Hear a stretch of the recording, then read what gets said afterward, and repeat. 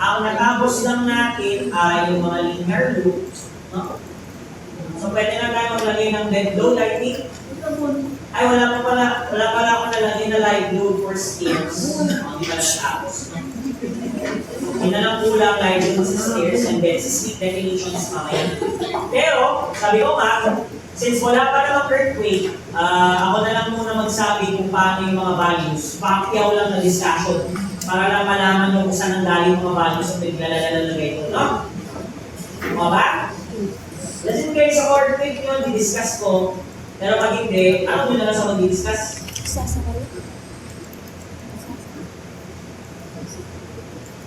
So,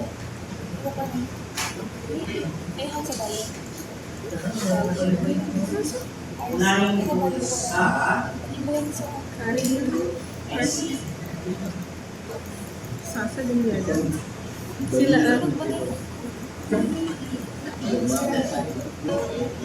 Balik sa extent. Okay, so, eto yung last natin. May kulang ako dito sa live load, no? So, ito na lang yung kulang kasi wala akong stairs para sa live load. Kasi live load natin, basic floor area is yung nagagamit. So, hindi parehas ang basic floor area for stairs, no? So, sa stairs, as per our code, ang sinabi dyan ay ang tawag natin doon ay exit facilities. So may nakalagay dyan, raise to 5, meaning may node 5 yan, no? Ang value niya 4.8. So lagay ko mamaya yung node 5, lagay lang muna natin, exit facilities. Lalagay yan, kung sa dulo, and then 4.8 kilo. Okay.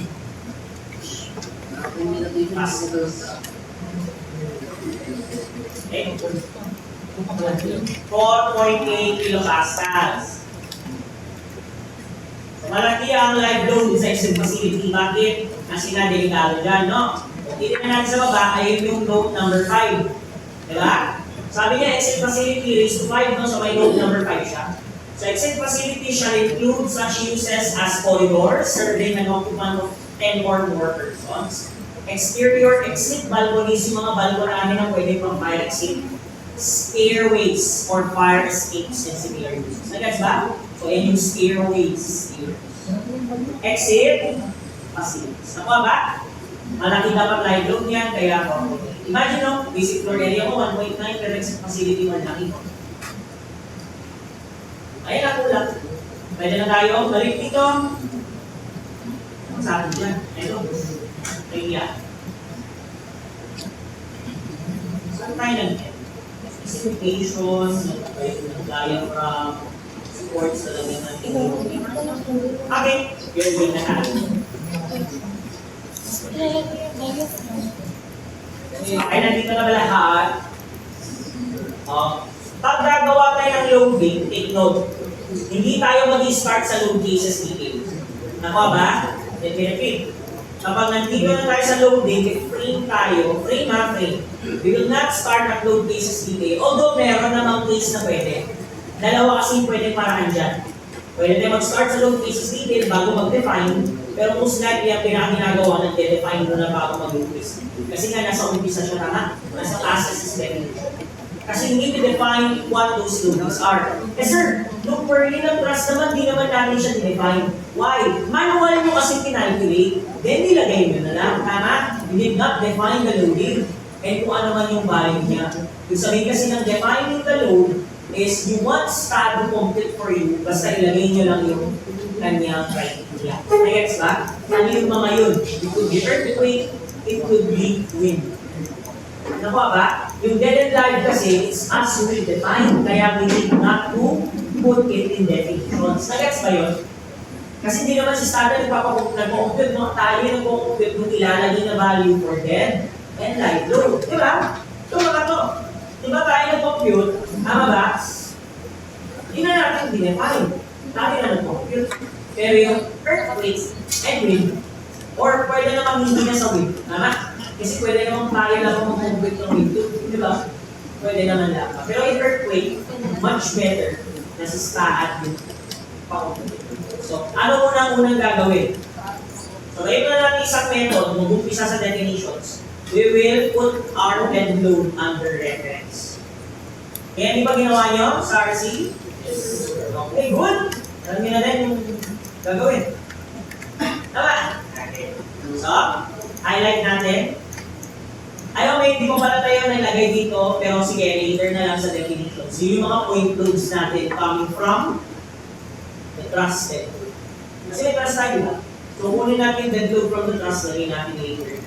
Okay, magalala, nastaat ko na yung trust. Kailangan lang natin ng reactions ng trust at kung paano siya ilagay. Nakuha ba? Okay. So, reference load, we add. Ano yung loading type?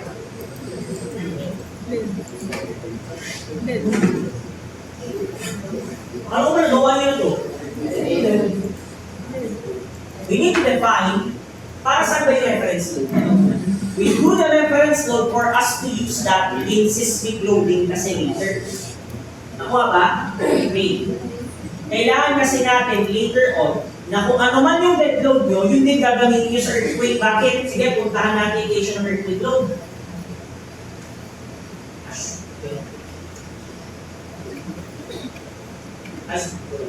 Ayan yung earthquake load natin static procedure. V is equal to CDI per RT times W, wherein V is the base shear. If this is the building, this is base shear. This is the shear acting on the base of the structure. Tama? Static. But static, sir, kasi yan ay equation of force, V is equal to M, mass, weight, W. Then A is acceleration from the earthquake, CV over T. Meaning yung CV over T dyan, yun yung earthquake acceleration. Yung V dyan, yun yung force sa baba ng building. Yung W, yun yung mass. Sir, ano yung I and yung R? Amplification and reduction lang yan. Okay? So, gusto din yan, if W is the mass, then the earthquake force is directly proportional to the mass. Which means na kailangan natin ma-define what the mass is. Nagets ba yun? Nakuha pa? Nakuha ba yun? Ano ba yung mass natin then the entire dead load? So ano lalagay natin dito? Loading type, mass.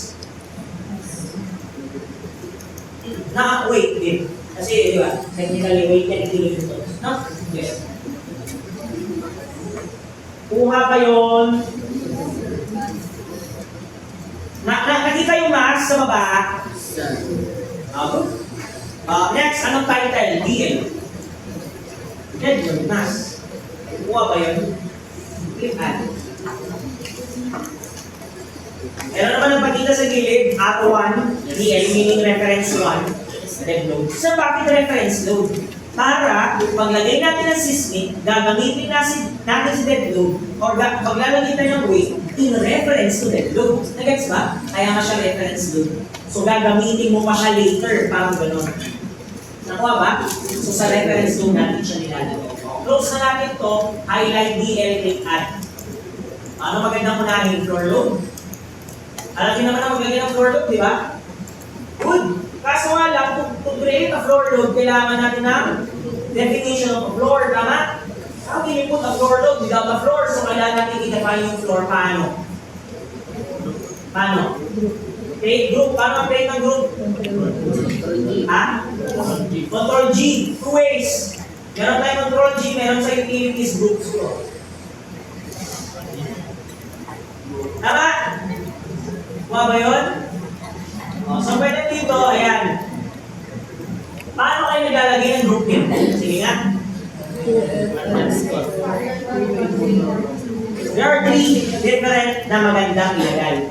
Una is yung floor kung saan siya. Pangalawa is yung way, kung if two-way or one-way. Pangatlo, kung magkakaiba ng loading. There are slabs na magkakaiba ng loading. Tama? Hindi ibig sabihin na sa isang floor, pare-parehas sila ng lahat ng bigat. What if ayaw ko ng tiles doon? Di ba? Two-way parehas. So, parehas silang 2F, two-way. Magkaiba nga ng value, paano din? Kung mo ilagay yung loading type or loading value. Nakuha ba? Nakuha ba yun? So, tatlo yan. Kung pare-parehas naman sila ng value, di okay na yung 2F, two-way, 2F, one-way. Nakuha ba? If state naman ng value. Try natin. ilang ways ang meron tayo dito. Check natin muna pala. So, paano ko titignan? Ground floor ko may beams. Meron wala? Ground floor. May beams sa ground? Wala, so no need. Roof beam, meron ba akong ilalagay na floor load? Di naman siya roof deck para maglagay ka, tama? So technically, second floor lang. Nakuha ba? The only time na meron sa roof is the roof deck yan kasi may slab doon. May tiles pa kung minsan, tama? Di ba? So kung wala naman, edi second floor lang, tapos tayo. Kuha ba? Group natin, check muna natin yung dimensions. Ito, 3 by 4. Lahat ng vertical, 3 by 4, pati dito sa second column, pati sa third column, 3 by 4. Next, ito, 4.2 by 2. Then next is ito, 4.2 by 4. Okay. So, lahat ng to parehas sama. 4 by 3. One way, two way. 4 by 3. Two way kasi less than 2, tama? So next, apat to. 4.2 by 4. One way, two way. 4.2 by 4. Two way, no? Less than 2. Apat to. Apat sila parehas, tama? Parehas yung apat. Ilan?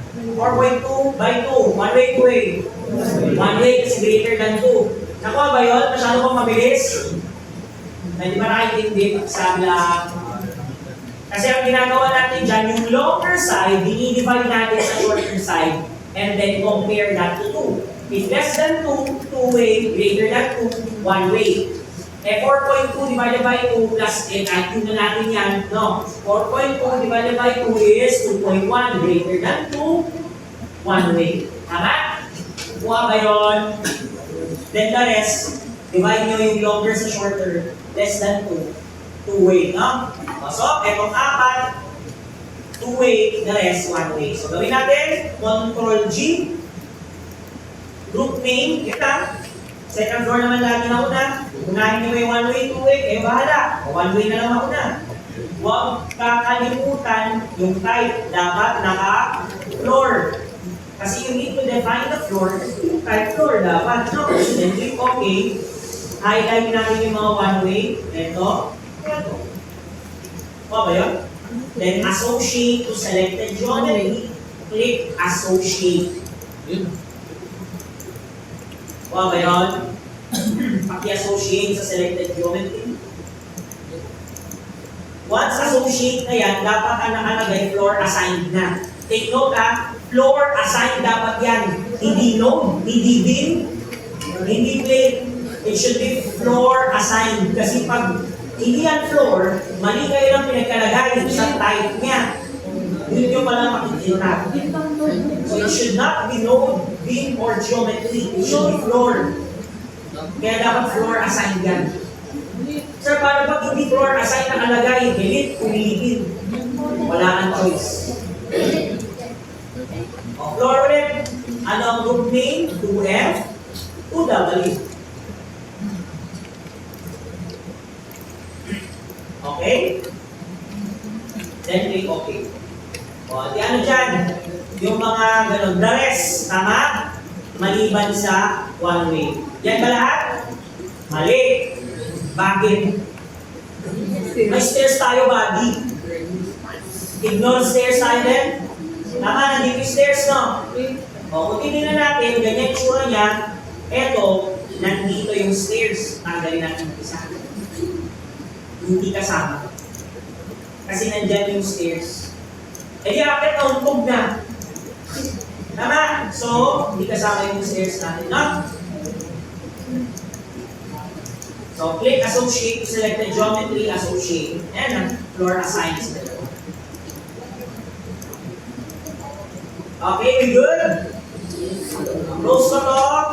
Tanggalin ko yung dimensions, highlight R1 detail, then add. Unahin na natin floor loads. Kapag ilagay, anong floor load natin? Ano ba yung natin value? Yan. Last one na natin, ang dead load. Huwag na natin pag-ibulayin ng self-weight and weight. Okay lang. Kuha ba?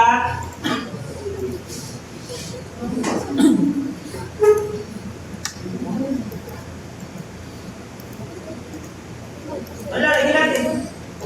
Ito, yung total.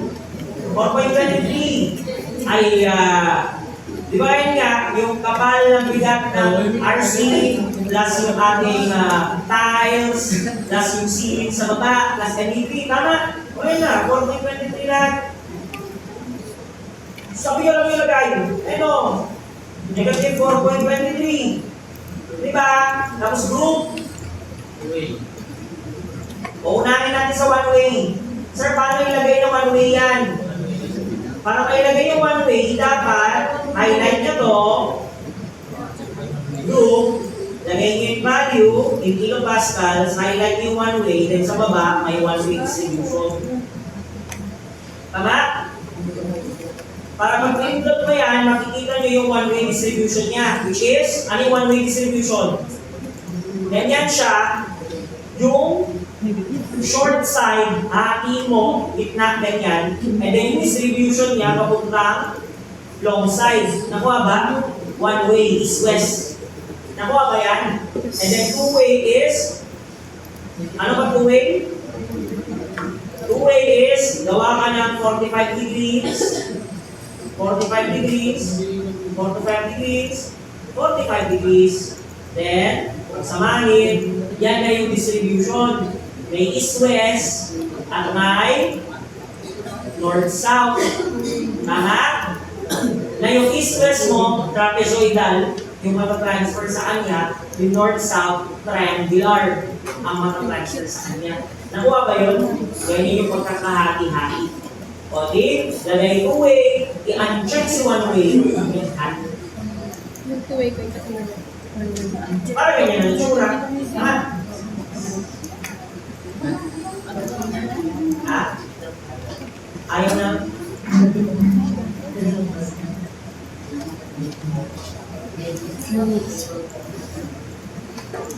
Ano kasi? Sabi ko, di ba? Floor. No.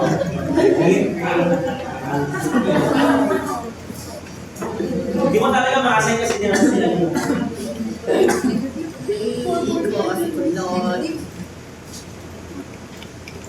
Okay na ba? No. Okay na ba? O, doon naman na tayo sa linear. Kasi yan daming floor yun. Okay? Eh di ba dali ba, sir? Kasi 2 floors lang yan.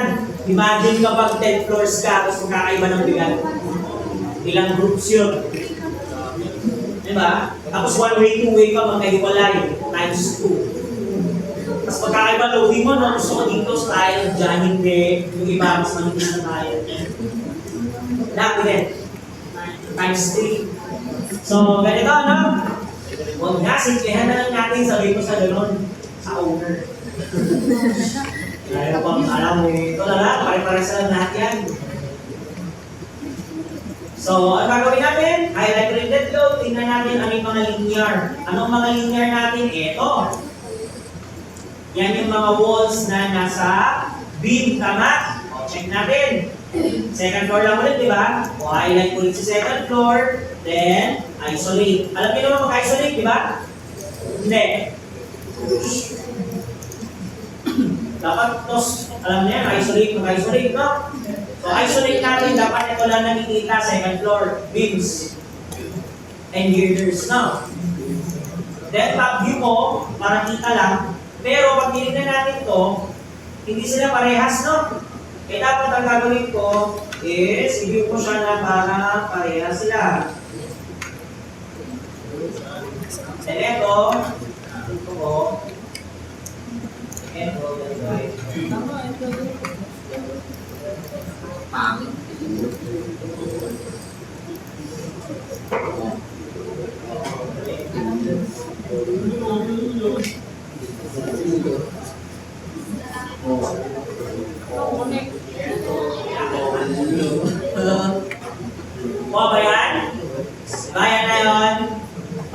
Okay, question. Highlight ko lahat ito, lahat ba yung may walls? May walls lahat yan? Paano yung study hallway? Ganun-nirais yung mga walls sa study hallway? Di ba lang bakit itong buo? Wala to, tama? O next, saan pa? Sa stairs. Tama, saan pa? Dining room, that's correct, saan pa? Sir, yung gitna ng toilet, eto, okay lang kasi yan. Kayo gusto nyo eksakto. Hindi pwede lang din, hatiin nyo, dalawang room lagay dyan, pwede naman. Pero pwede nyo lang din buuin yan. It's not really matter. Kasi yung beam sa baba yung importante. Nakuha ba? Kaya buhatin yung complete mo ng bigat. So pwede lang, lagyan mo ng buong, pwede lang pinindin kung gusto mong eksakto. Nakuha ba yun? O sakto na lang para ganun, no? Kasi malamang, itong room nyo din, alam niyo ang buo na awol. Di ba naman, tatapyasan niya ng, di ba, part para may door and may window sa kanin. So, di ba, ibuo niya lang. Ang bawal lang yan, malamang yung stairs, di wala nang mapasok. No? Pwede nyo lagyan dyan, pero mga carpet, ganyan. Di ba, carpet kung maliit lang, hindi siya buong ganito, hindi siya buong hanggang dito lang. This is called carpet, ganyan. Tarzan, baka makita ng gano'n. Start ng gano'n, no? Wala, para hindi lang, di ba, open na open. Di ba? Example, yun nandyan sa dulo nito. Para pwede yun, para makita mo kung ano yung nangyayari sa friendship park. Para makita yung nangyayari sa learning hall. Ako yun. Ay, sa idol. So yan, para hindi nakita niyo sana. Tingnan niyo, ano kaya yung parang hindi nakita mo. Hindi na sayo. Okay, so eto lang yung mga walls natin. Kaya, pansin nyo, ba't ko siya highlight ng ganito? Para hindi ka malito, once na bumalik ako doon. Kasi, pansinin nyo, kahit pindutin ko yan, naka-highlight pa rin yung mga yan. Next nyo, di ba? Kung tao geometry, naka-highlight pa rin siya. Balik ako ng lobby, naka-highlight pa rin siya. Para, assign to selected views na lang. Tama? Let's load, DL, add. Ano yung bigat? 8.94. Ito yung bigat ng 4 inches na hollow blocks plastered on both sides sa 3 meters na taas. Ako ba yun? Okay. Member load, negative 8.94 GY with add. Ako ba yun? Member load, lang inad natin. Tapos, pansinin nyo, close ko ano, pindutin ko siya, naka-highlight pa rin. Diba? O di, assign mo selected members sa kanan. Diba, hindi siya na-highlight? Para hindi kayo malito kasi pansinin nyo magandami na ng loading. Medyo nakakalito na yan. Kaya yan na yung bigad na wall natin. Tama? Ladies, no?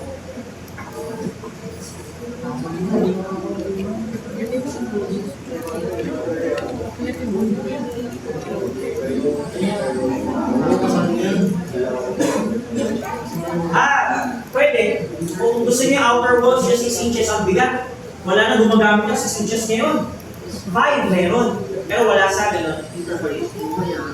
Kasi gano'n na, masyadong makapal. Imagine that, 6 inches na siya, palitada mo pa ang kapal ng wall.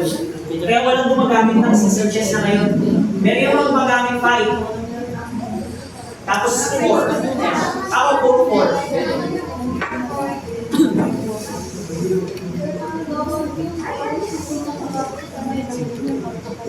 Okay. Wala pa kasi tayo ganung example eh. Kukunin ko yung perimeter versus area. Top view perimeter ng wall divided by yung area na kino-cover. And then yun yung magiging perimeter area.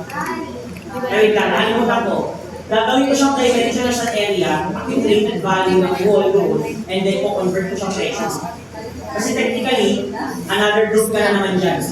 Maglalagay ka ng group sa floor na yun kung saan yung slab niya may wall. Kasi iba yung bigat mo. So may plus kilopascals ka dahil sa wall na wala sa beam. Next ba?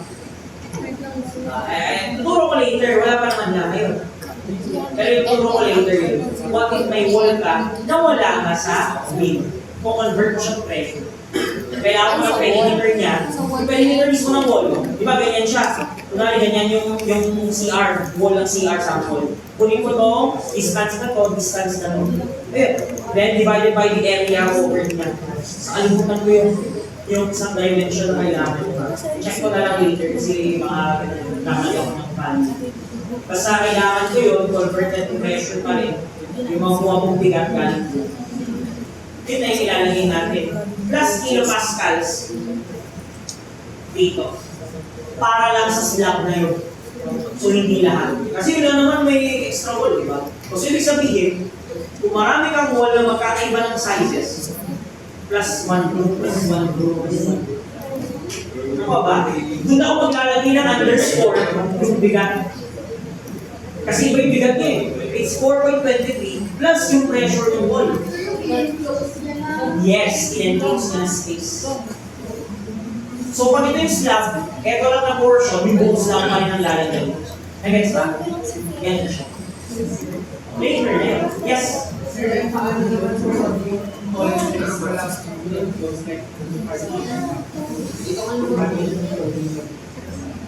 Ha? Ha? from dito to dito sa kalahati. Paano yung conversion? Nasasabi ko lang ah. Oo, ganun din yun. Unless may beam sa baba niya. May beam sa baba niya, wala. Okay, di convert mo to pressure. Kailangan mo yung perimeter and the area na na-cover niya. Eh, papakita ko yan later. May magalala. Bigyan ko kayo ng example. Okay na ba? O, next. May kulang pa. May linear pa tayo. Dalawa pang linear. Ano yung isa? Yung triangle ng roof beam. Tama? Di ba yun yung mantakit? Di ba? Ito sa roofing natin. Ito. So, display of structure. Ito. Isolate natin si roof beam. O, ito na si roof beam. Tama? O, saan dito yung wall? O, diba? Dito yung gano'n natin, yung roofing natin, diba ganyan? Tama? Diba yan? O, so bakit? Ito yung truss. Tama ba? Ganyan yung bubong. Tama ba? Diba ganito siya? O, pilot video. O, pilot video. Ibig sabihin, saan ko ilalagay yung triangular? Dito? And dun sa taas. Tama? Saan sa gitna? Hindi nyo sa buhay lagyan, kayo bahala. Useless, bakit? Ang tatakman mo lang naman yung labas. Tama? Hindi ba kailangan lagyan pa yung loob eh? Kaya ba pwede pumasok na ibon? Dami isa. Pero gano'n may gano'n din sa loob, may wall din sa loob. No. Nakuha ba yun? It will only reduce space. Thus, making heat unable to flow doon. Kasi dapat maganda yung pagkakaayos ng roofing for the heat to flow within and outside. Nilalagay kasi ang mga natural ventilations sa roofing. Hindi lang yan pati sa eave ng truss. Yung nag-flow palabas. Kung magaling mag-ayos yung foreman, dapat hindi ganun kainit dun sa building. Basta tama yung paglalagay niya ng mga insulator, yung flow ng hangin din sa loob ng palabas. Kasi nung lalabas, dapat sa ganun din eh. Sa eave. Nakalit sila sa eave, no? Sa eave ng roofing niya sa truss. Yung lalabas. Kasi tatakpan pa yung ilalim, yung overhang. Tatakpan pa yun ng kahit anos may butas dun. Dapat. Kasi dun mag-flow out yung mainit na. Para hindi diretso sa mismo indoors nyo yung mainit na galing sa sakit. Magaling siya doon. So, dito na, kabilaan. So, saan siya dito? It's this tree and this tree. Tama? Tama ba? Okay. Again, add. Member load, negative, 2.98. Tama ba? Yan dito, 2.98. Yan yung both cluster, pwedeng isa lang. Kasi hindi naman kailangan ng plaster yung loob, pero sige, kasama mo na yung plaster na kasama yun. Then, times 2.98. 1/2 base times height excluding the base. Tama? Height lang. So, dyan ilalagay GY, then assign to selected views, then assign yes. Yan. Wala? So, dyan lang ilagay yung triangular na hollow blocks. How about stairs? O, saan nilalagay dito yung stairs?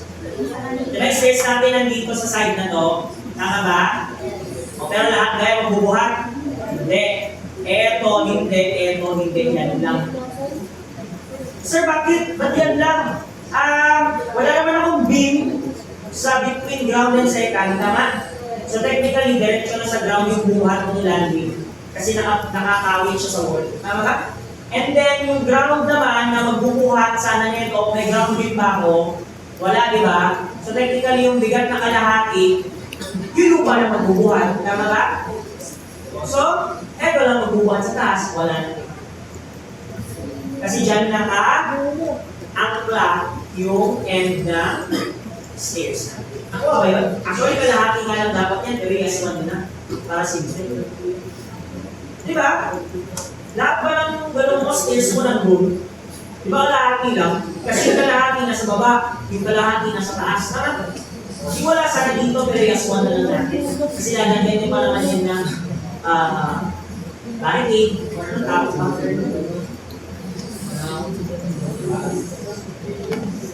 railings! Railings dapat pero barricade block na isip mo. So, railings, nalagyan nyo dito. Siyempre, kapag walang railings yan, kagamo ka na naman dyan, no? So, lagyan mo ng railings para kahit tulakan, walang mag-drive. Okay? Ganun lang. So, ano lagay natin? Loadings, definitions, reference, load, add. Anong value? Ito. So, paano rin nakuha yan? Ito, shortcut na lang natin. Pinumbay natin same thickness yung stairs at ng slab natin. No? Na 2.88 plus 1.1 dahil sa lalagyan mo ng tiles. Tama? Ako ba yun? So, pinag-add lang natin. Ito. Itong dalawa, 2.88 at 1.1. Tiles plus yung slab. Let's say, ang yung effective thickness niya ay 12 mm na rin. 0.12 meters. So, 120. Then, times 4 yung longitudinal side in top view. Tama? And then, divide by 2 kasi hangin yung taas at baba. Kaya, ito ba yan? O, lagyan natin 7.96. Member load, negative 7.96. Click add. Highlight lang natin yun. Assign to selected beams. Click assign. Ayan lang. Nalagay. O ba? Ito yung naka-blue.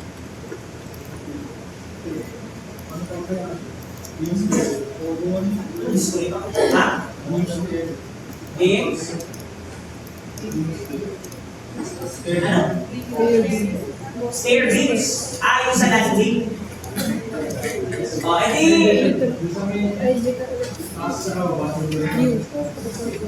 Meron sa baba. Landing. Sa landing.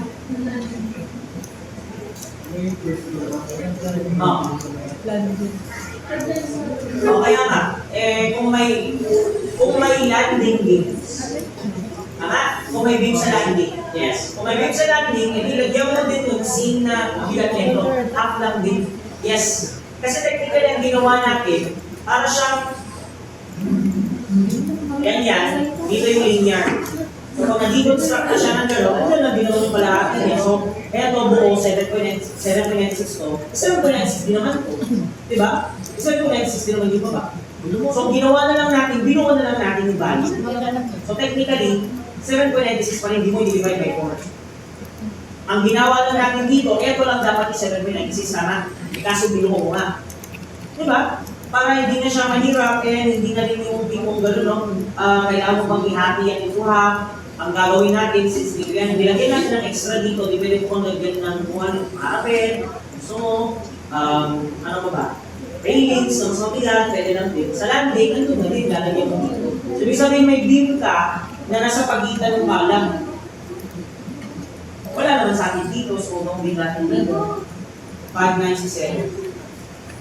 So kahit hindi na ilagay dito kasi wala naman tayong beams dito sa gitna. Pero kung meron man, maglagay ka dito. Sabihin, ayaw mo kung dito. Ayan. So yan, kung meron man, add node ka dyan, maglagay ka ng beam, nilagyan mo ng linya. Ganda. Yun din, 7.96 ba? Tama ba? So technically, hindi na yung wall ang bubuhat dun sa landing. It's the vehicle end. Nakuha ba yun? Dito kasi si wall ang nagbubuhat. Pero dito naman dinay-design si wall. So nasa si wall, baba niya lupa na ground. Technically, si ground na yung bubuhat. Okay? O ano next? Tapos na tayo sa linear point load tayo. So save ko muna to. Kunin ko yung nagawa kong gano'n.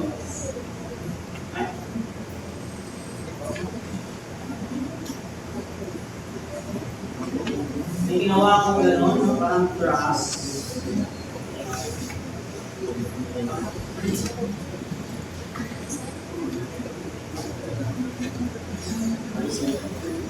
O, eto na, medyo kailangan na ng mata-mata ito, no? At saka,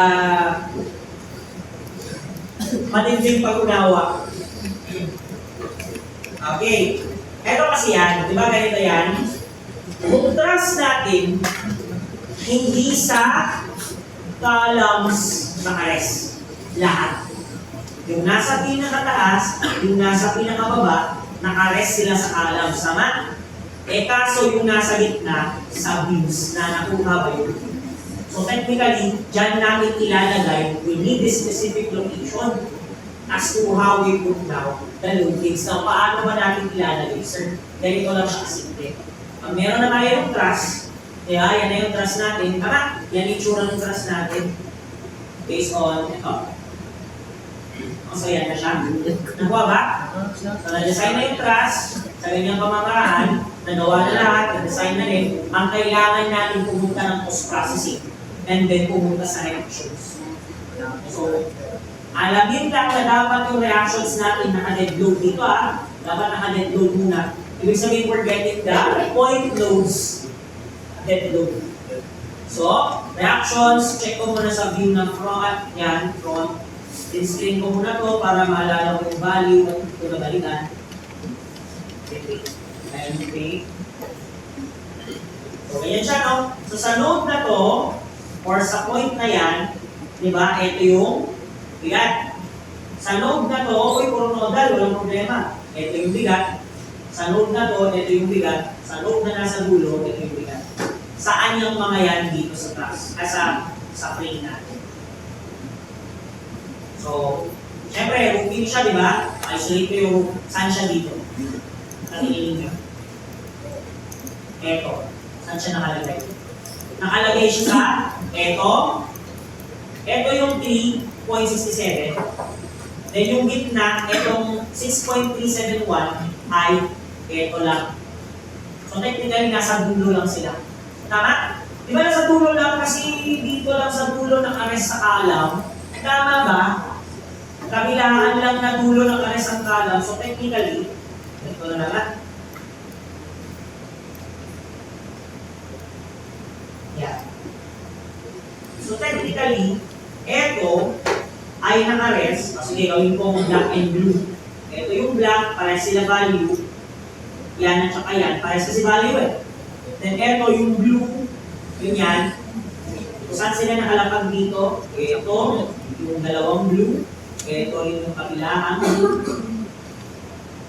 Then dito yung sangka. Nagets ba? Nagigets mo yung placement? Kasi dyan lang siya naka-rest eh, kabilaan. Kasi titignan nyo yung training plan, ayun mo, yung truss mo naka-rest doon. Truss mo naka-rest dito. Sila lang. Ayun nasa gitna. Hindi sila sa kalam naka-rest, so it's a specific distance. Diba? Not on the node. Yun yung kailangan natin. Kuha ba yun? Okay ba yun? Kaya ba gawin natin? Okay lang, tanggalin ko na yung kulay. Okay lang, tanggalin ko na yung bilog. Wala namang kalagod dyan. Okay, tanggalin ko na. So, ganito gagawin natin. Kailangan natin yung distance pala. O, lagyan mo distance. If structure wizard tayo, kailangan alam natin kung saan yung starting nodes natin. Tama? We should know where the starting nodes are. Kasi ang problem dyan, pag di natin alam kung nasa ng starting node, hindi natin makukuha ng tama yung mga directions and distances. So, unahin ko dito. So, ano ba yung spacing natin? 2.2, tama? Diba 2.2? Every 2.2 may cross. So, starting dito, sa dulo, 2.2, tama ba? So, from dito, this is 0 meter mark. This is 0 meter mark, and then dito, this is 2.2. Kuha ba yun? Hindi.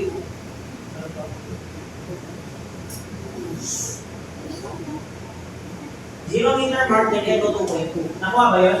Then susunod na 2.2 is ito sana. Yan. Kaso nga lang, there's a problem. Bakit? Ang 0 meter mark natin ay yung next na node. Tama ba?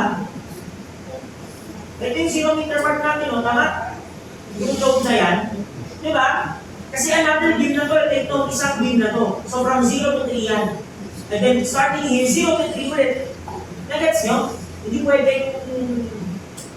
maglagay ka na lang ng biglang value dyan. No? If this is 0, ilan ang sobra nito? Ilan sobra niyan? 3 minus 2.2 ilan? 2.8. So 0.8 yan, ilan lang ang kulang para makumpleto ko yung 2.2. So, 2.2 less 0.8. Ilan? 1.4. So, ibig sabihin, this is 1.4 meter mark. Nagets ba? From 0 to 1.4. Bakit? Kasi from 0, pabalik, that is 0.8 para yung buong view ay 2.2. Nagets ba? Sir, bakit kailangan niyang mga yan? Para alam niyo kung paano ilagay dito. Kasi once na, every 2.2 nilagay niyo, eh di ba, asan ang 2.2 from dito, di nandun na. Di ba, hindi na siya kaparehas ng distances na intended para dito. So, dapat, alam natin ilagay itong mga distances ito. Susunod na 2.2, lalagpas ba, yes or no? Yes, kasi 2.2 plus 1.4 is 3.6, tama? O andito yung 0 natin. So, ilan yung sobra? So, take note. 2.2 plus 1.4, that is 3.6 and 3 meters yung buo. O so, ilan ang sobra? 0.6. So, ibig sabihin, this is 0.6 meter mark. Nakuha ba yun? And then, another, ito yung 2.2 na susunod. What is 0.6 plus 2.2? Lalagpas ba dito ng 3? Hindi. Kasi ang lalabas dyan is 2.8. Tama ba? What's 0.6 plus 2.2? 2.8. Well, this is 2.8 meter mark. And then, sunod pa natin ang ganito, additional 2.2. Ano lalabas? Ito yung 0 meter mark. Tama? Yung sa node ulit. Yan, that's the 0 meter mark. Ilan ang kulang? Dito is sobra pala. 0.2 dito, no? So, ilan ang kulang? 2. Kasi 2.2, tama? May 0.2 ka na dati dito. Ilan na lang ang kulang para makapag-2.2 ka? 2, tama? O, dilagay ko dito, 2 meter mark. Then, susunod. Ilan lang to? Plus 2.2, tama? What's 2 plus 2.2? 4.2, eksakto na. Para, eto na yung mga kailangan nating distances. I-highlight ko ng red. Ito 2.2, si 1.4, si 0.6, si 2.8 na nasa isang beam, and si 2 na nandito. O yung lahat ng yan, kailangan ko ng mga distances.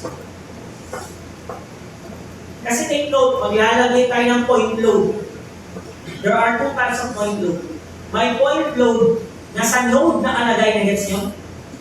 Meron tayong point load na dito nakalagay sa node, madali lang yan. Yan o, sa node siya nakalagay, madali lang yan. Pero yung node na wala sa, yung mga point load na hindi sa node nakalagay, you call them member load. Eh sir, member load din naman yung linear, di ba? Yes, kasi it's a load on a member. So what is a point load on a member? It's still a member load. Iba nga lang ang tawag, istala ng tawag niya, concentrated force ang tawag niya. So, lagay natin, punta tayo saan, tanggalin ko yung mga dimensions, highlight DL. O, nodal load muna, no? Click add. Then, baba lang ng self-weight. Ay, nakalimutan natin yung self-weight. Is add self-weight. Ngayon na nandiyan na, naalala ko na. O, maki-highlight sa self-weight, assign to view. Nakalimutan mo kasi self-weight, no? Dapat naka-display yung structure kayo, ha? Bago nyo i-assign to view yung self-weight. Assign to, ganun ko na, display yung structure muna. Then, assign to view yung self-weight. Kasi mamaya, kapag sinalculate yung assign to view, tapos naka-hide yung iba, hindi sila malalagyan. Nakuha ba? Dapat naka-display muna, all, then, separate assign to view. Then, balik sa view. Ayan. DL, add, nodal load. Lagay natin yung, anong value? 3.637. Negative 3.637.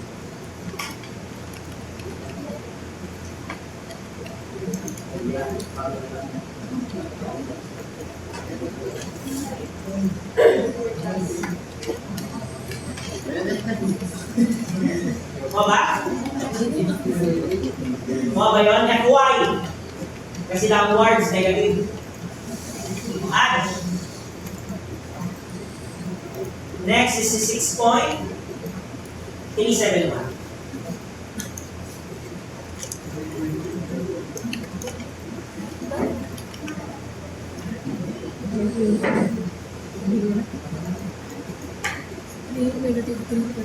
Mga ba? 637.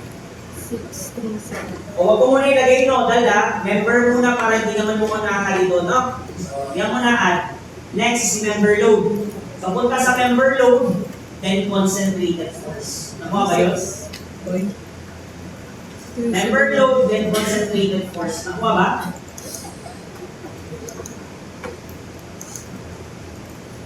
O yan, P-force. Tama? In kilonewtons. So, ilalagay natin yung point load force and then kailangan natin yung D1. Ano yung D1 na yan? The distance from the starting node. Kaya kung nga ginawa to, kailangan natin lahat yan.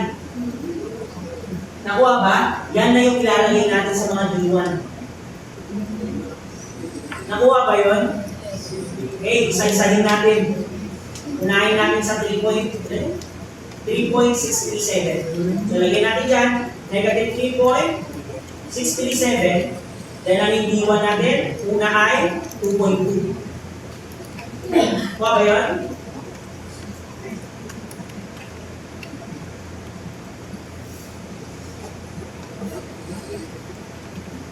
Kuha ba? Nakuha ba yan? Same value, different D1. Kasi, pare-pares naman ang gano'n ito eh. Ang pagkakalagay niyan sa dulo, magkakaiba lang na ang location. Tama? Diba kasi pare-pares naman na trust yung nakapako yan. Tigay nyo lang yung mga D1 natin. So, lagyan natin 2.2 add. Next, palitan mo siya na 1.4 add. Next, 0.6 add. Next, 2.8 add. And lastly, 2 add. So, dapat 5 magawa nyo.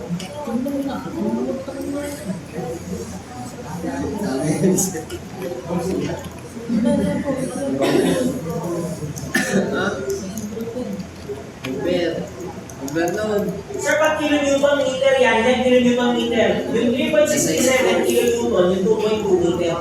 Nakuha ba? Tapos ito kayo din yan.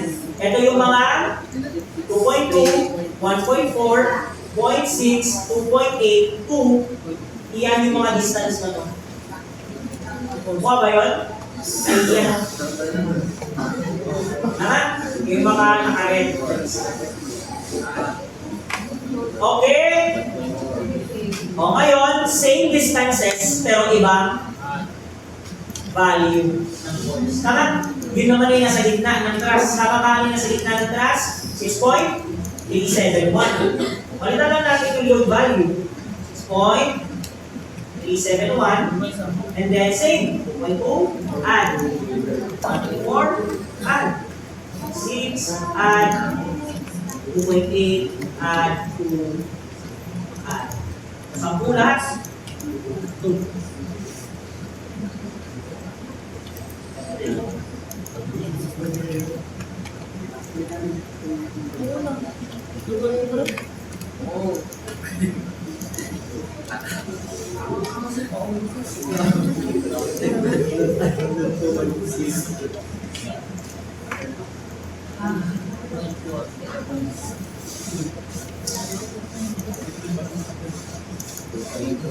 Gawa ba yan? Lagi no? Telephone pa lang yan.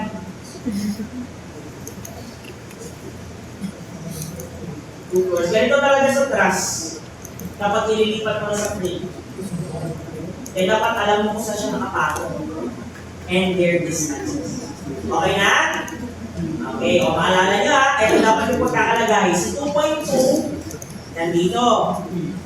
Si 1.4, sa beam na to. Si 0.6 at si 2.8, sa beam na to. Diba? Si 2, sa beam na to. Then nodal na yung mga dulong kabilaan. Nakuha ba? Ako. Try ko. Si 3.6, close ko to lang, si 3.637 para dito sa dalawang to. Tama? Sir, bakit? Di ba parehas kasi? Ayun no? Parehas sila, 3 point. Di ba same sila? Ayun no?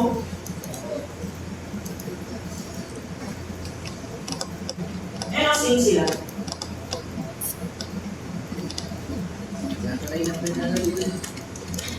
$3.637 to. Sa kabila, 3.637 din. Tama? Kabilaan. Same sa gitna. Kabilaan din, 6.371.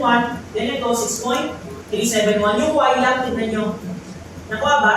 So kabilaan, 3.637. Sa gitna, 6.371. So dito, itong kabilaan ay para sa 2.2. With assigned to selected beams, with assigned to yes. Yan yung pang 2.2. Ito naman yung pang 1.4. Kabilaan. Assigned to selected beams with assigned to yes. Tama? Diba? Then dito sa pangatlo, dalawa. Yung 0.6 at 2.8, tama? So, lagay ko muna yung 0.6, assigned to selected beams with yes. And then yung 2.8, assigned to selected beams with yes. Diba? Equal distances. Then lastly, is yung 2. Assigned to selected beams with assigned with yes. Una muna yung 3.637. Tama, magkaka-distance sila kasi dyan nakapatong yung truss. Tapos tingnan mo yun, ang view ko.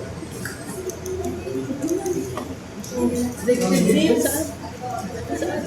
Naka-assign to view nga. Diba ito? Hindi assign to mo like, naka-assign to view. Kuha ba yun? O, yung gitna naman na. Ganun ulit, 2.2 dito sa dalawa. Yung 6 point something na yan. Kasi sa gitna mas malaki yung load ng truss, di ba? Assigned to selected beams, assigned to yan. Next si 1.4 naman sa second span. Yung 0.6 at 2.8 sa third span, 0.6 muna, then 2.8. Then lastly dito is yung 2 sa last span. Ayan. Then yung nodal loads, yung kanina. Yung 3.673, nodes yan ha, use cursor ko, assign na lang na nodes. Kabilaan. Ito, dito, corners. Diba? 3.637 na nodal loads. Take note, it's a load on the node na. Node. Load on node. Load on the node. Load on the node. Then yung 6 point ganon, nasa gitna naman. Ito, and ito. Yan yung blue kanina. Yung binilagyan ko ng blue. Kaya yung binilugan ko ng black, you remember. Kasi loads na yan eh.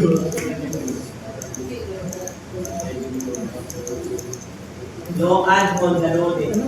O yan na. Those are your dead load sa truss. Take note, dead load pala. Ganyan din sa live load sa Sunod lang yan. Basta yung pangatlo. Dalawa.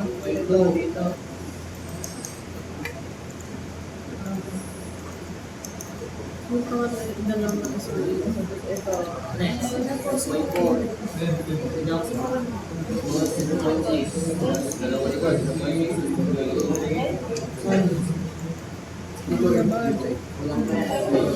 Steel structure, tapos na ang dead load. Sasara na lang. Disconnect pa nga. Pero yung pangatlo eh, dalawa. Kasi na network eh. 0.6 ganito pa yun. Paano yung 6 point ito? Ay dito sila, gitna naman. Dito naman yan, ito 6 point. Unang ginawa natin.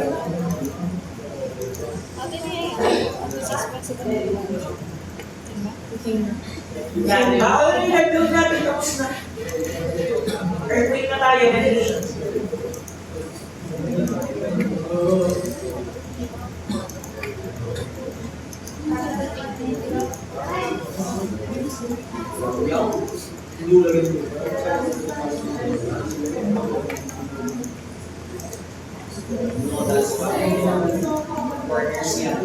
Ay yung ano? Ay yung ito, sa loob. Hindi ko nasundan.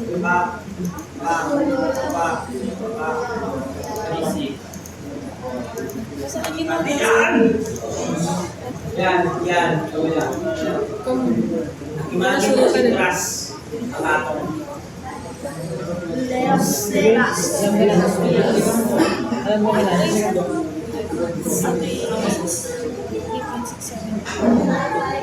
Alam ko na.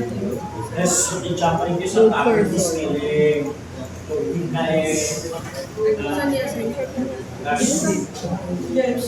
Wala ito. Ang dalawa. Ang dalawa. Corners na lang, kaya. Use cursor. O, saan siya nakapatong? Yan. Yung isa. Saan? O, yan yung reactions ng truss ha. O, ililipat na natin sa frame. Take note ha, ang ginawa natin yung reactions ng truss, then pababa papunta sa frame. Nakuha ba? Kaya saan natin nilabag, doon natin ilalagay yung bigat ng truss. So sir, yung dead load ba na reaction ng truss, nandiyan na rin ba yung bigat ng purlin, bigat ng looping natin? Yes! Bakit? Reaction na yan, tama? So ibig sabihin, yung pinukuha ng truss, kasama na lahat yan. Nagets ba? O yung galaw naman. Modal. Tigulo. Tigulang. Modal pa. O tapos na sa dead load. Pero reference load pa lang yan. Technically, hindi pa yan nakapatong. Dinefine mo lang. Yes! Dinefine lang natin, pero madali na lang yan. Once na-define mo natin sa tools. O, earthquake na tayo. Tinig dito. So, paano naman maglagay? Sir, paano tayo maglagay ng loadings na? Kasi ang paglalagay ng loads, dapat sa load cases details, hindi sa definition, tama? Ito ngayon ang limitation na sinasabi ni Stahan sa atin. When we put loads sa ating structure using Stahan, hindi pwede na kung ano-ano na lang ang mauna. Ang sabi ng Stahan, dapat earthquake ang laging mauuna. Nakuha ba? Earthquake dapat ang mauuna sa load cases dito. So, gagawin natin, before we put the earthquake, we need to define it first. Tama? The seismic definition pagkatapos ng reference. O, sundan niyo muna ako. Paakyaw na lang na discussion, no? Para naman may konting idea bago kayo pumasok ng earthquake. O, kung man-teacher nyo, pag-usapan natin ng mga kanan. So, So, highlight specific definitions, sa may definitions, portion and click add.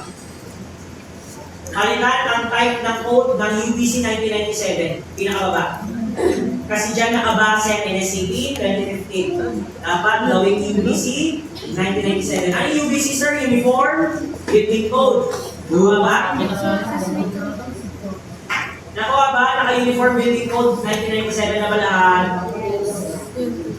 O ngayon, mas maraming parameters. What's the first parameter? Zone. Sir, paano ba zone natin? Okay, so ang zone natin nakadepende sa dito. Under earthquake, dalawa lang zone sa Pilipinas. Zone 2, zone 4. Nakuha ba? Sir, ba't walang zone 3? Nakadepende kasi yan sa maximum spectral acceleration that can occur to those specific locations by the value factor of point of the number of the zone times the acceleration due to gravity. So technically sa zone 4, ang largest acceleration na pwede nyo i-expect from an earthquake is 0.4 G. What is G? 9.81 meters per second squared. If metric system, 32.2 feet per second squared if English. Nakuha ba? Nakuha ba yun? Okay? Sa zone 4, mas palagi acceleration maximum na pwede niyang makuha. Sa zone 2, maliit lang. Kasi 0.2 G lang siya. O ano ba ang nasa zone 2? Simple lang. Ang nasa zone 2 is kabuuan ng Palawan except yung upper portion niya which is Busuanga. Next ba? Zone 2 is kabuuan ng Palawan except of yung upper portion niya that's Busuanga. Sino ba kasama? Sulu, Tawi-Tawi. Okay na. The rest of the Philippines zone 4. Nakuha ba? Let me repeat. Ang zone 2 natin is Sulu, Tawi-Tawi and entirety of Palawan except yung upper portion niya which is Busuanga. Nakuha ba? Sir, bakit? Yung hindi na statistics based po yan. So, kung titignan niyo yung 400-year map system, 400-year map system of Philippines. Okay, dito na lang. Ito, earthquakes in Philippines from 1975 to 2004.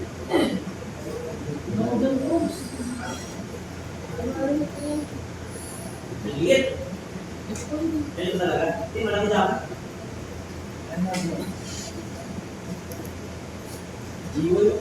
Yan. Eto mga bilog na nakikita nyo lahat yan, epicenter. Yan, di ba? Madami, and then,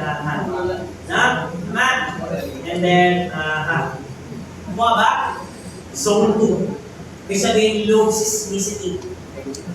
Zone 4, Nagets ba yun? This is from 1975 to 2024. Pa lang. Halos makover niya yung Philippines, no? Maliban kay Palawan. So technically, hindi ganun kataas ang seismicity sa kanila. That's why highest expectant nyo na pwede, if in case gumalaw man ng ground, is 0.2 of 1981 meters. That's the ground acceleration. Pick at it. Kasi di naman always times 2, 1981, gano'n lang lahat. Hindi naman. Di ba? Bagal, then yung pinakamalakas na maating niya. Bagal din. The highest acceleration of the element. Nakuha ba? Saan tayo? Project natin, let's say, Megaraw, Zone 4. Ano lalagay natin dyan? 0.4. Yung factor.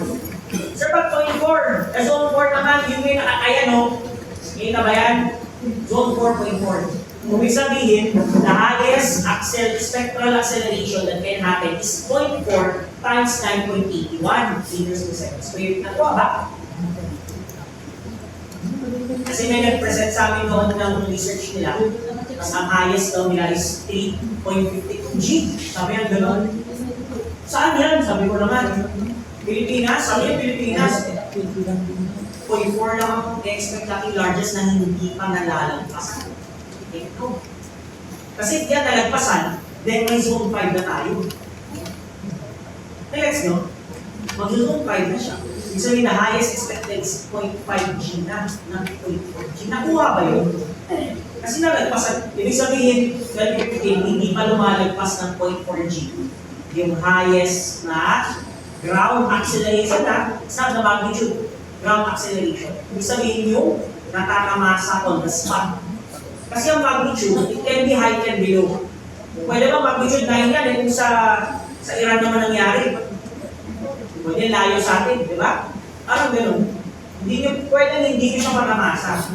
Kasi the magnitude only tells you how high the energy is.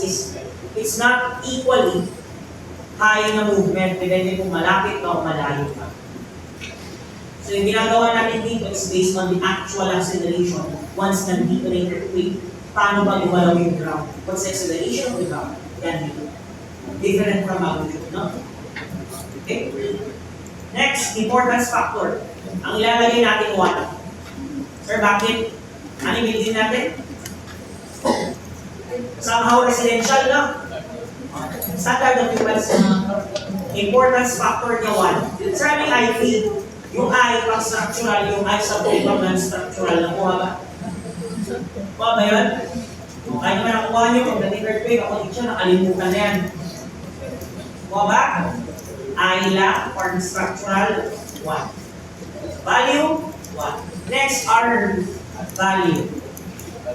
Yung R value, medyo kailangan ng discussion dyan. Pero dito sa table na makukuha, meron table pang concrete at may table pang steel. Ang dapat malaman nyo dito, yung building, ano yung skeleton yan? What you mean by the skeleton, ano yung nagbubuhat yung structural component niya? May mga iba't ibang tawag kasi dyan. Meron tayong very wall system, may building frame system, may moment resisting frame system, dual system, and dual system.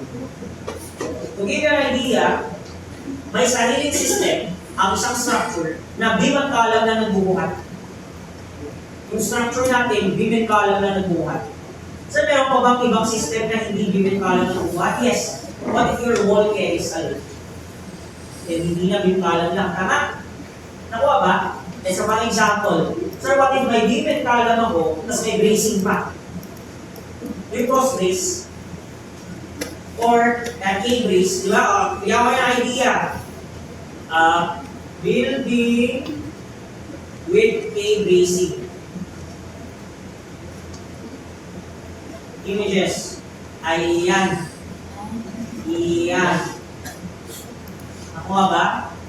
So, hindi lang siya beam column, may bracing pa. Ayos ba? Ayan siya. Beam column with bracing. Is that considered beam and column only? Hindi, kasi nagbubuhat yung bracing na gets nyo? O ibang system yun. O ano yung sa atin? Ano yung system natin?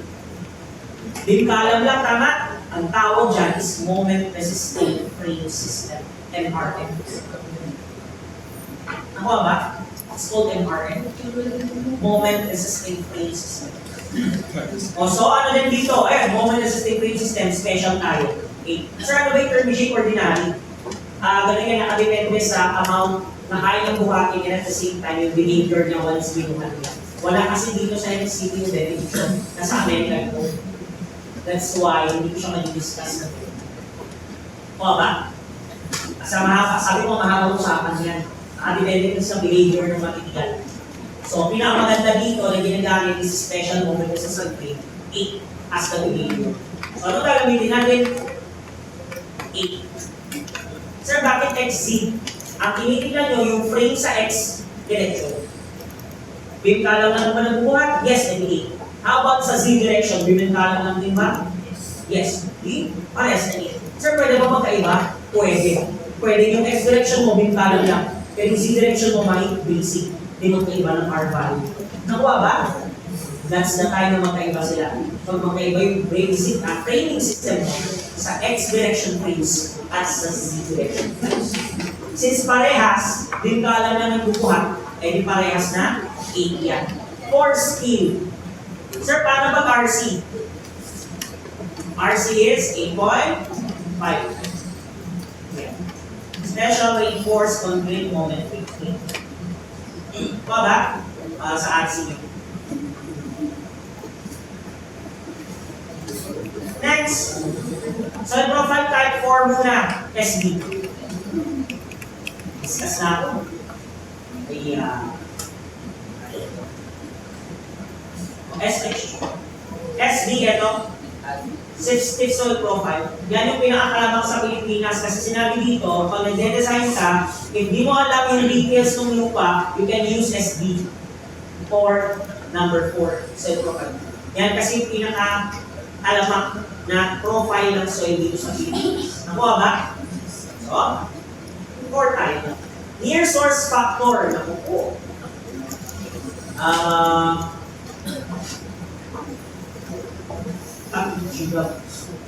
Hazard hunter tayo.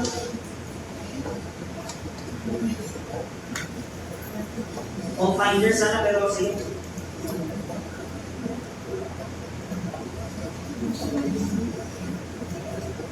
Okay, so hanapin natin ang today galaw, ito na lang. So hanapin natin yung pinakamalapit na fault line. Turutin ko lang yan.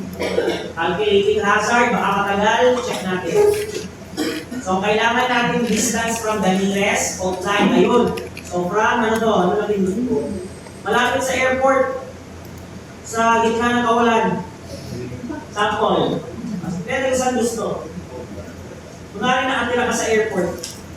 Sa gitna mismo. Then, papunta yung building. Okay, gano'n kakalayo? Ayun, 22.7 kilometers southwest of the, I think this is the Taboan River Fault. Di malapit sa Bagao. Yan.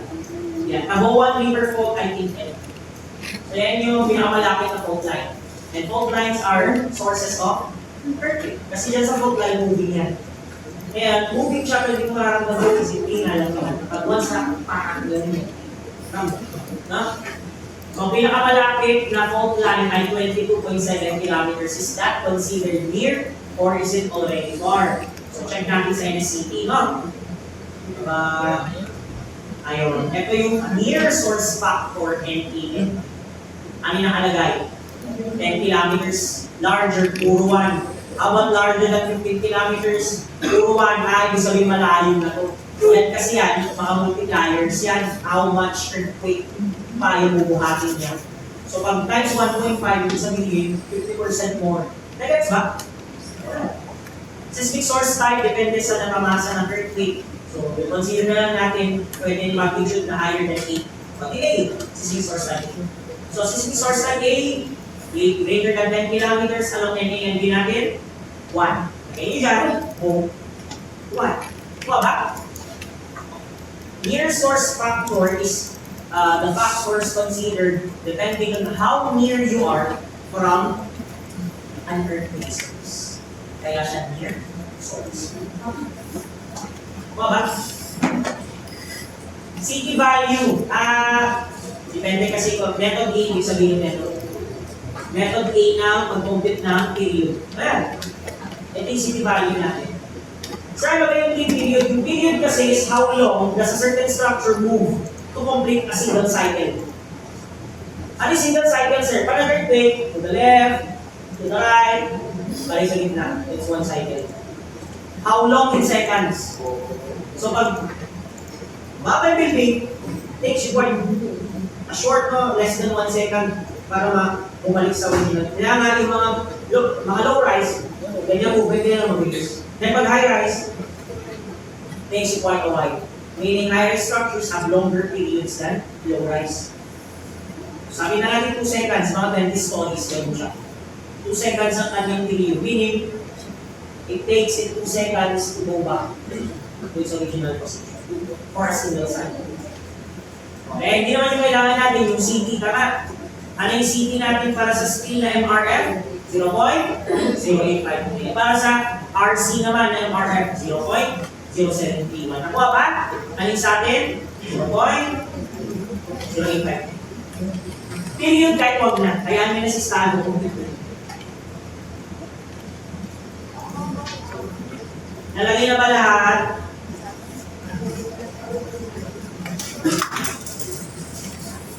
Nalagay na ba lahat to?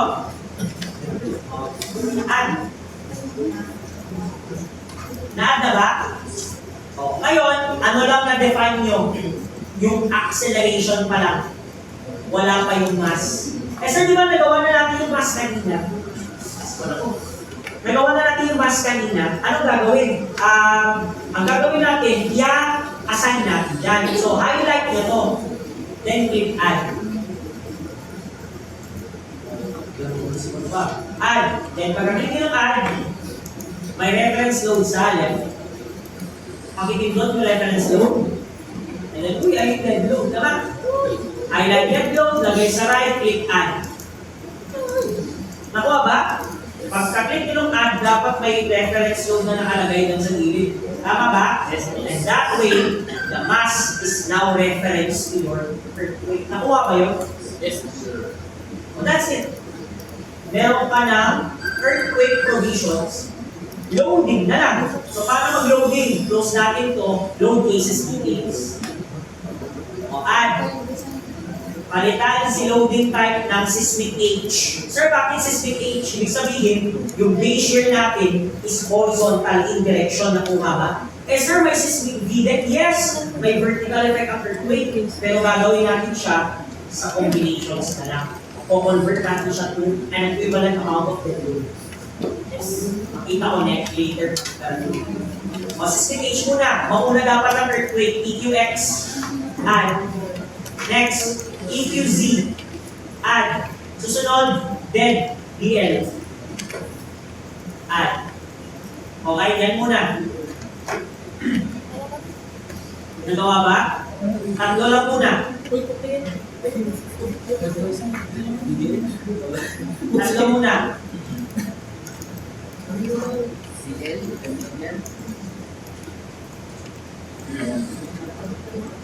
Hindi lahat. Yung dead load is dead load.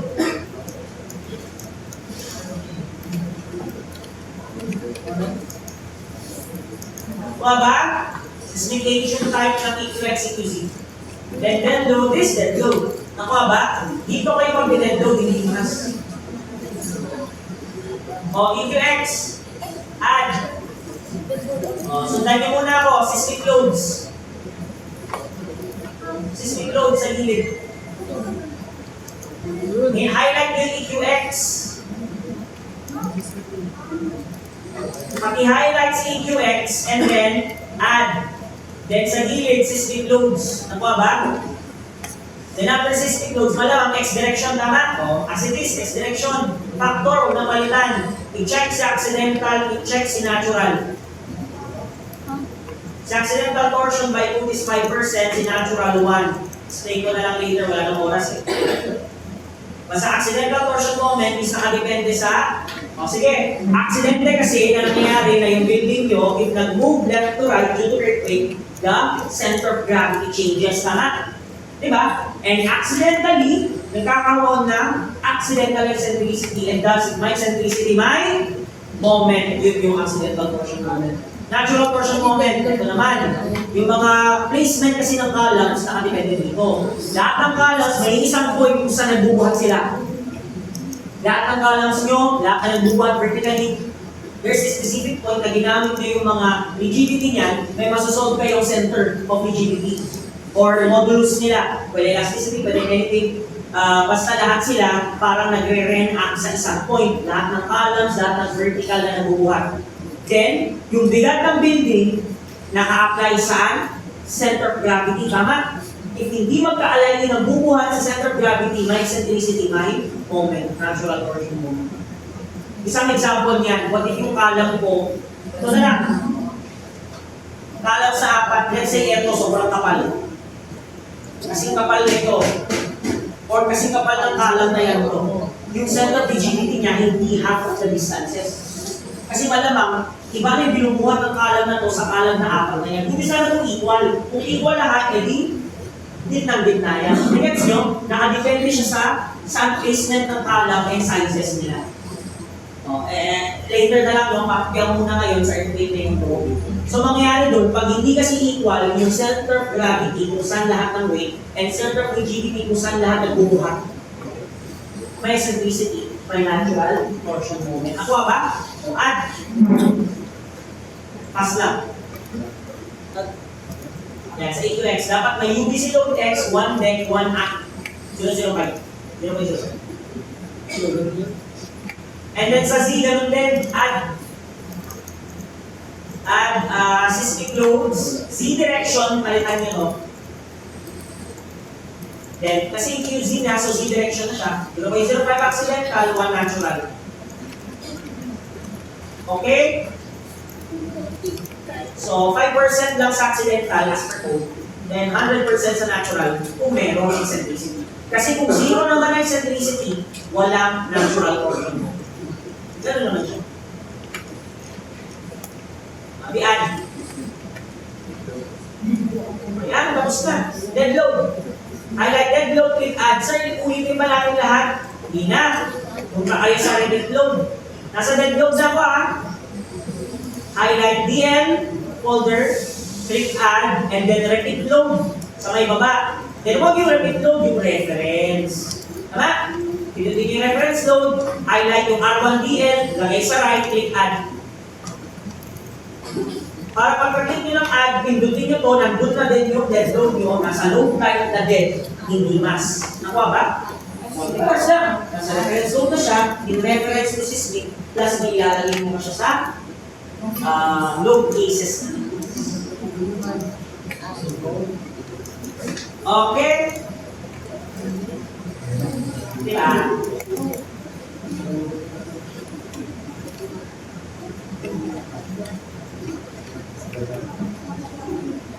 So there's no Kasi yung earthquake, wala nagpapakita. Wala pa yan. Saan lang magpapakita yung pagbiran nyo?